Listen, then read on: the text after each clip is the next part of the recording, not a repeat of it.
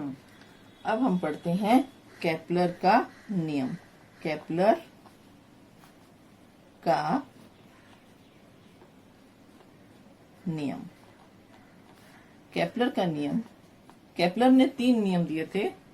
इन्होंने क्या बताया था, जैसा कि हम यहाँ जानते हैं, हम पहले से जानते हैं, जो सन जो है, ये मान लो ये सन है, सूर्य है, और इसके चारों ओर पृथ्वी जो है वो परिक्रमा करती है। ये तुम सब बच्चे अच्छे से जानते हो, ठीक है। ये पृथ्वी है, पृथ्वी जो है वो सूर्य के चारों ओर चक्कर लगाती है। लेकिन केपलर के नियम के अनुसार पृथ्वी जो है वो सूर्य के चारों ओर दीर्घ वृत्ताकार कक्षा में चक्कर लगाती है।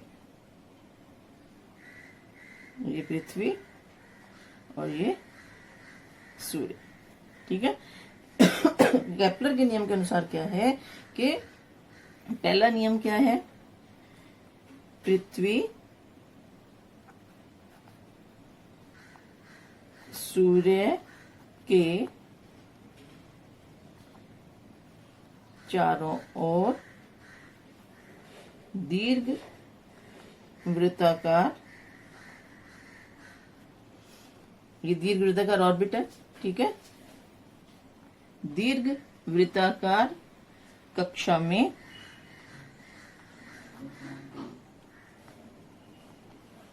चक्कर लगाती है। लेकिन जब हम इसको अपनी भाषा के अंदर, ये तो हमने अपनी भाषा में लिखा, ठीक है ना, अगर हम इसको साइंस की भाषा के अंदर लिखते हैं तो इसका फर्स्ट नियम क्या होता है, क्यों, अब यहाँ पे इसका होगा कि ग्रह की कक्षा दीर्घ वृत्ताकार होती है। क्या होगा, ग्रह की कक्षा दीर्घ वृत्ताकार होती है तथा सूर्य उस कक्षा की, सूर्य उस कक्षा की नाभि पर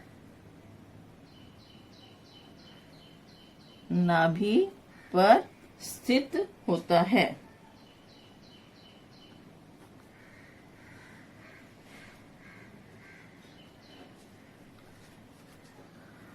अब आता है केपलर का दूसरा नियम। केपलर का दूसरा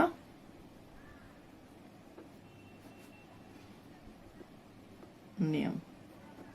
अब दूसरा नियम समझने के लिए हमें क्या करना पड़ेगा, अभी ये देखो, हमको ये बताया गया है कि पहले नियम के अंदर हमने क्या पढ़ा था कि पृथ्वी जो है वो सूर्य के चारों ओर दीर्घ वृत्ताकार कक्षा में चक्कर लगाती है।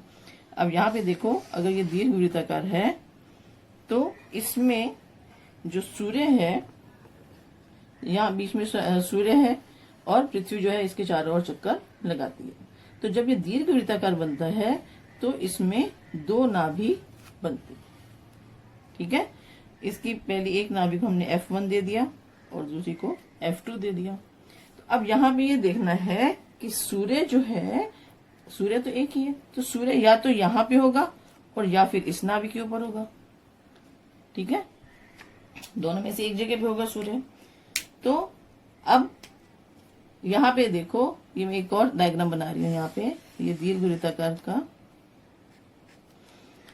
तो यहाँ पे मान लेते हैं कि सूर्य जो है ये यहाँ पे है, ये क्या है, सूर्य, ठीक है, और ये जो है इसकी पृथ्वी है। पृथ्वी दीर्घ वृत्ताकार कक्षा में चक्कर लगा रही है, ठीक है। तो अब यहाँ पे देखो कि जब पृथ्वी जो है, मान लो ये बिंदु तक पहुंची और यहां से लेके यहां तक ये 2 बिंदु हमने लिए, ये बिंदु A है और ये बिंदु B है। A और B से A तक आने के अंदर उसको कितना समय लगा, मान लो T समय लगा, ठीक है। उसी तरह से अब ये पृथ्वी जो है घूमती घूमती घूमती इस तरफ आना शुरू कर देती है, ठीक है। और जब यहाँ तक पहुंचती है तो हमने फिर 2 बिंदु ले लिए, थोड़ा सा और आगे गई तो फिर हमने टी समय के 2 बिंदु ले लिए। ठीक है, तो ये यहाँ पे मान लो इसका नाम मैंने सी और यहाँ पे दे दिया डी, इसका नाम मैंने पी दे दिया, इसका नाम मैंने क्यू दे दिया। ठीक है, अब यहाँ पे क्या है कि जैसे जैसे पृथ्वी यहाँ पे आई, ए बी से ए तक आई तो इसको टी समय लगा, तो यहाँ पे सी और डी के बीच में भी कितना समय लगा टी, और इधर भी क्या लगता समय टी। पी और क्यू के बीच में भी हमारा कितना समय लगता है पृथ्वी को आने में, टी समय लगता है। ठीक है, मान लो जो सूर्य है उसको हम केंद्र मान के यहाँ पे इसका नाम मैंने ओ रख दिया। ठीक है, तो हम बी को ओ से मिला देंगे और इसको भी मिला देंगे, ए को बी से मिला देंगे। उसी तरह से हम सी, ये इस बिंदु को सी और डी से भी मिला देंगे, और इसी तरीके से हम ये बिंदु को इन दोनों आपस में बिंदुओं से मिला देंगे। ठीक है, तो अब इनसे बनने वाला जो त्रिभुज है, ये देखो, ये बनना त्रिभुज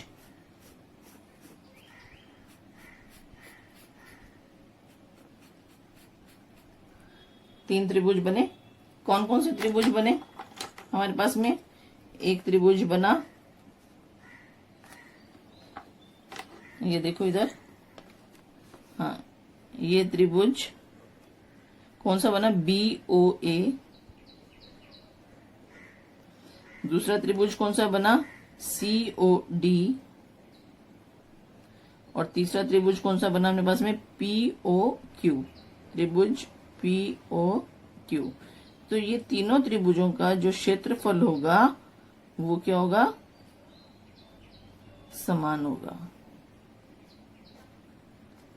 ठीक है, तीनों त्रिभुजों का क्षेत्रफल क्या होगा? समान होगा। ठीक है, तो इसके कारण अब दूसरे नियम की अपने पास में क्या परिभाषा बनती है यहाँ पे, कि ग्रह को सूर्य से जोड़ने वाली, ये ग्रह है पृथ्वी, ग्रह को सूर्य से जोड़ने वाली, ये हमने जो जोड़ी है ना आपस में, ये सब, ये जोड़ने वाली रेखा समान समय अवधि में, रेखा समान समय अवधि में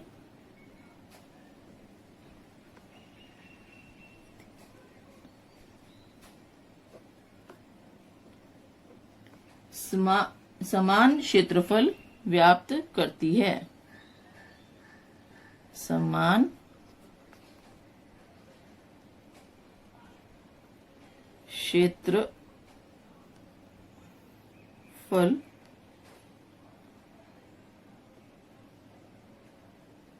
क्षेत्रफल व्याप्त करती है।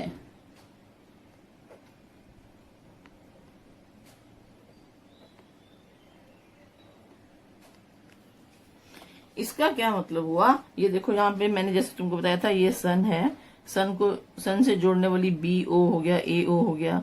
ठीक है, तो ये जो त्रिभुज बना, त्रिभुज ये वाला एक त्रिभुज, ये त्रिभुज नंबर 2, ये त्रिभुज नंबर 3, त्रिभुज बी ए ओ, बी ओ ए, त्रिभुज सी ओ डी, त्रिभुज पी ओ क्यू। ठीक है, तो ये 3 त्रिभुज जो बने हैं, तो इनसे बनने वाला जो क्षेत्रफल है वो क्या होगा? समान होगा।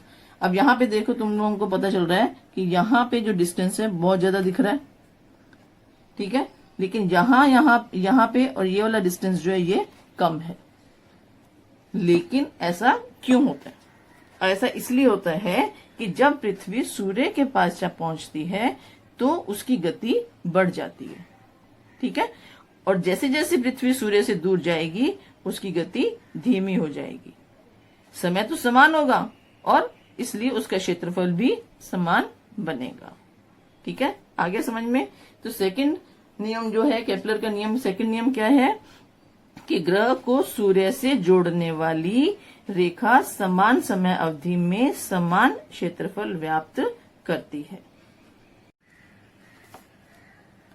हाँ, अब हम पढ़ते हैं केपलर का तीसरा नियम। केपलर का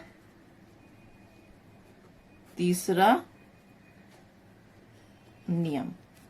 ठीक है, ये केपलर का तीसरा नियम क्या है? अब यहाँ पे देखो, ये एक दीर्घवृत्ताकार कक्ष है। ठीक है, इसके बीच में यहाँ पे सन है इधर, और पृथ्वी जो है वो इसके चारों ओर चक्कर लगा रही है। ये पृथ्वी है और ये सूर्य है। तो पृथ्वी जो है इसके चारों ओर चक्कर लगा रही है। तो एक पूरा चक्कर लगाने में उसको कितना समय लगता है? तो वो समय को हम किस में लिखते हैं? टी में। मान लो टी समय लगता है एक पृथ्वी को सूर्य के चारों ओर एक पूरा चक्कर लगाने में जितना समय लगता है उसको हम किससे लिखते हैं? टी से। तो टी के वर्ग के तथा उसके अंदर जितना समय लगता है उसकी त्रिज्या को हम किससे लिखते हैं? आर के घन के समानुपाती होता है। समय जो है वो किसके समानुपाती होता है? समय का वर्ग समानुपाती होता है उसकी त्रिज्या के घन के बराबर। एक बार वापिस से देखो, पृथ्वी जो है सूर्य के चारों ओर जो एक चक्कर लगाती है, एक पूरा चक्कर लगाने में जितना समय लगता है उसका वर्ग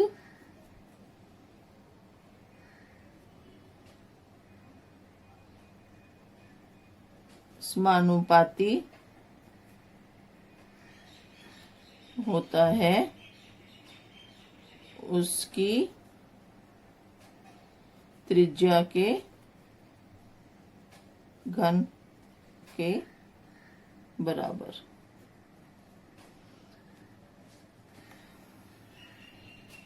ठीक है, तो पृथ्वी को सूर्य के चारों ओर एक पूरा चक्कर लगाने में जितना समय लगता है उस समय का वर्ग समानुपाती होता है किसके?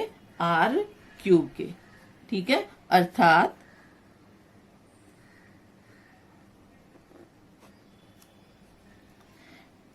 T square upon R cube is equal to K is equal to स्थिर।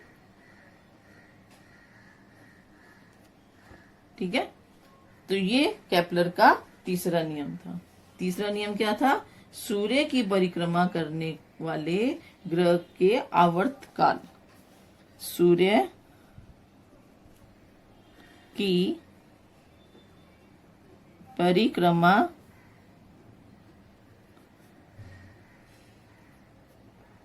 करने वाले ग्रह के आवर्तकाल का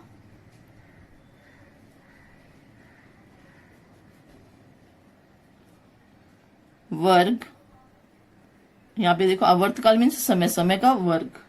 ठीक है, ये समय का वर्ग दिख रहा है। आवर्तकाल का वर्ग ग्रह की सूर्य से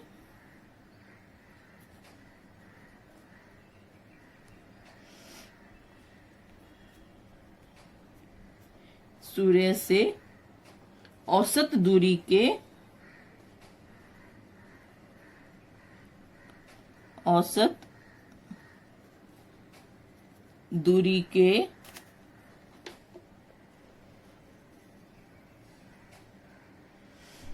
घन के समानुपाती। ये औसत दूरी मतलब त्रिज्या आर का घन लिखा ना हमने यहाँ पे, घन के, और ये बीच में हमने समानुपात का निशान लगाया, समानुपाती होता है।